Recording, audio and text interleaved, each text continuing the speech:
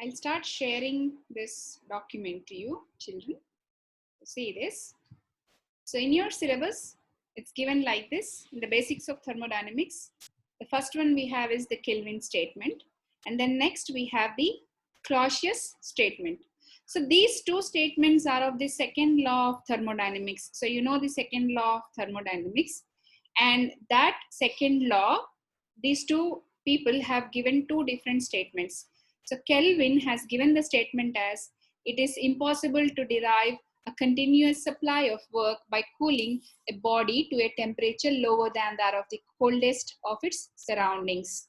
It means if there is a supply from a hot source to a cold source, and if the body is getting so much of heat and it becomes hot, so then there is no temperature exchange between the first supplier or the source and now the colder body.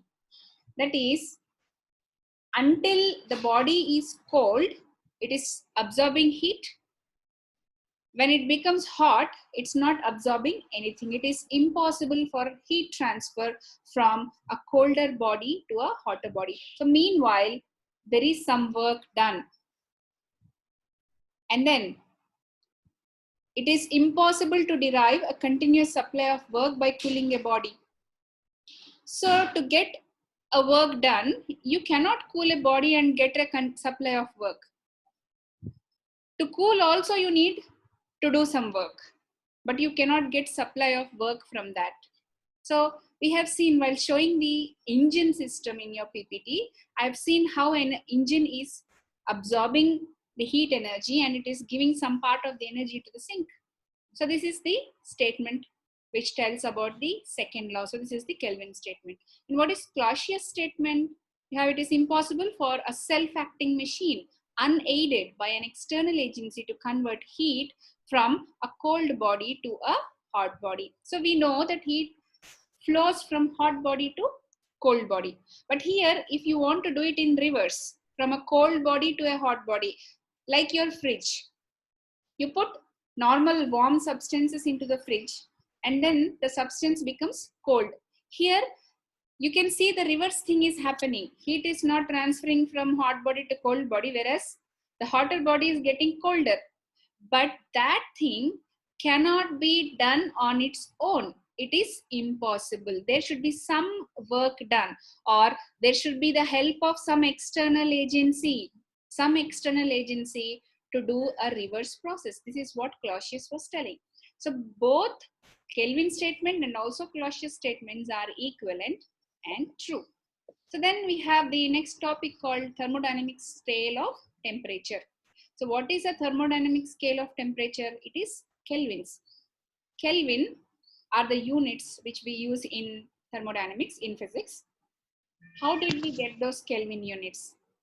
You can see these results have come from the Carnot's theorem, which was for the heat engines. So you can see here, the efficiency of a reversible heat engine is this much. Neta represents the efficiency, which is equal to 1 minus Q1 by Q2. Q1 is the heat of source and Q2 is the heat of sink.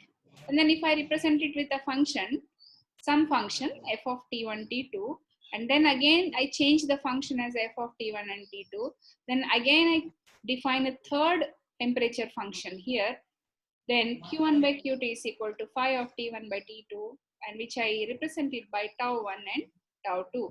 And from this, experimentally, Kelvin has drawn a scale and then he gave the Kelvin's scale. And from that, we got the absolute zero, which is defined like this. If you can get it from the definition of the efficiency of a reversible engine.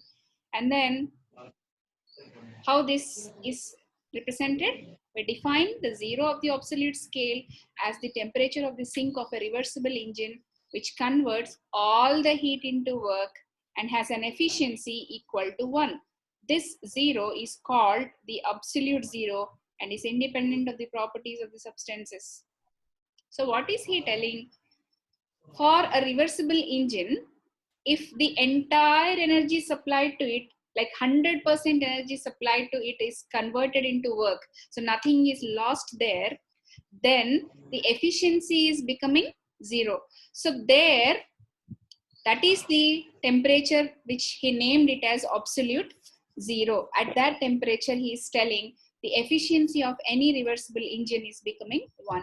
But normally that doesn't happen when you see in the daily life. So how do you define the scale of degree here?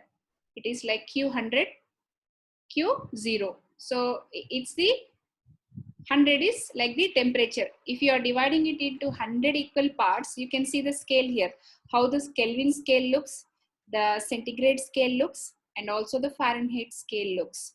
You can see the temperature variations here, 0, absolute 0 Kelvins, minus 273 in 7 centigrades, minus 460 in Fahrenheit. And then here you see 273 Kelvins is 0 degrees, and then that is 32 Fahrenheit.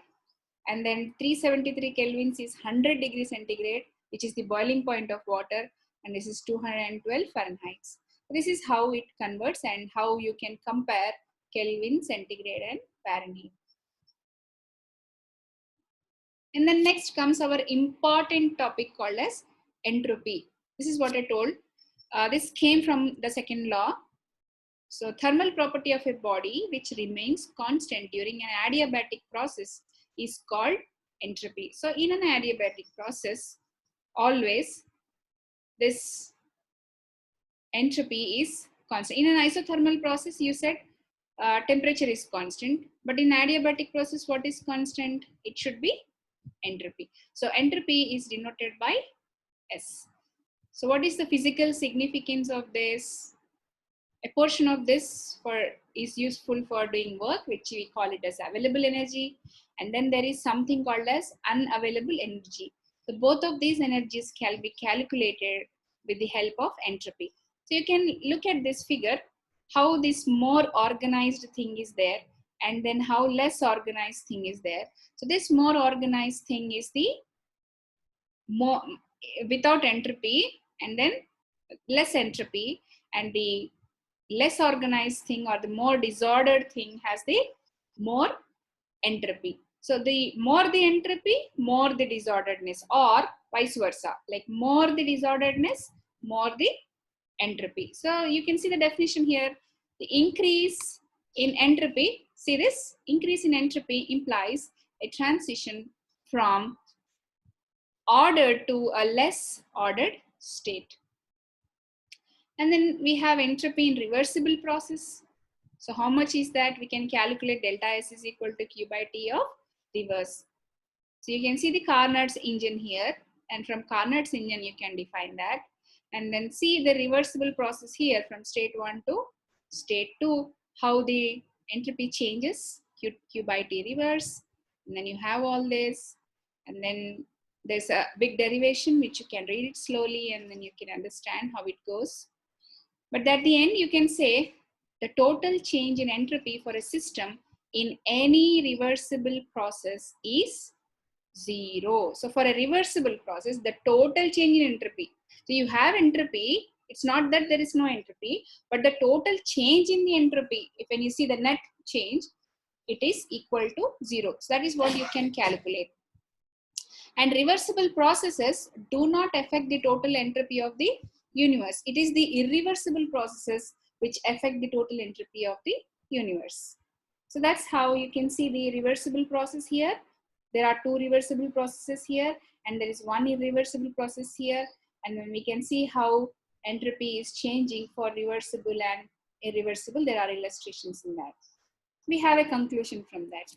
There is an increase in entropy for any system undergoing an irreversible process.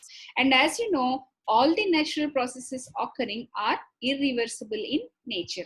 Hence, what you can say? There is increase in entropy for all the irreversible processes or the natural processes. Hence, what's happening? The total entropy of a system either increases or remains constant in any process.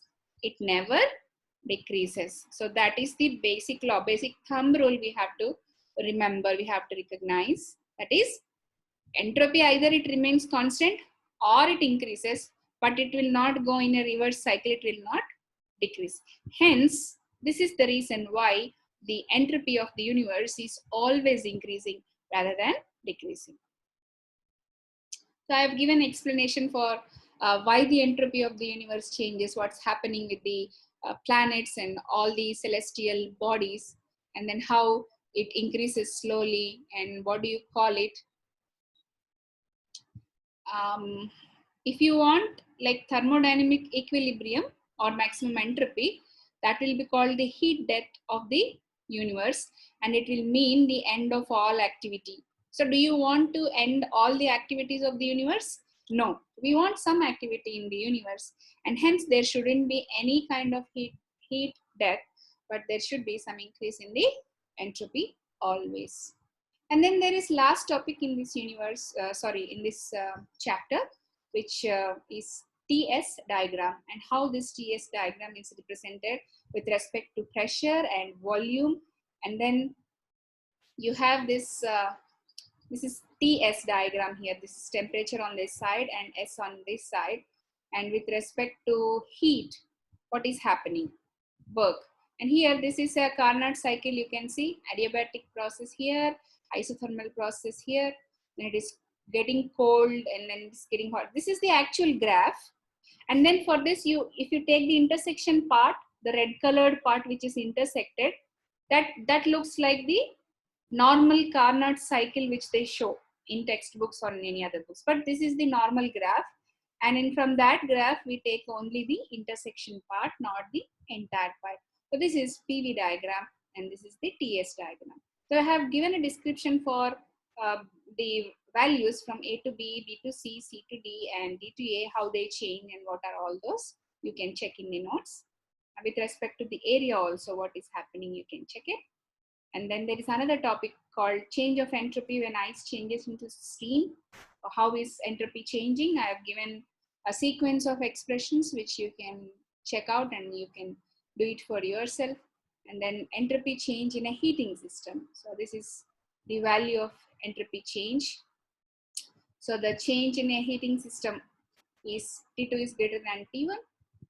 Hence, the entropy of liquid increases. So whenever you are supplying some amount of heat and the temperature of the system is increasing, then you should understand that the entropy is also increasing. It's not decreasing.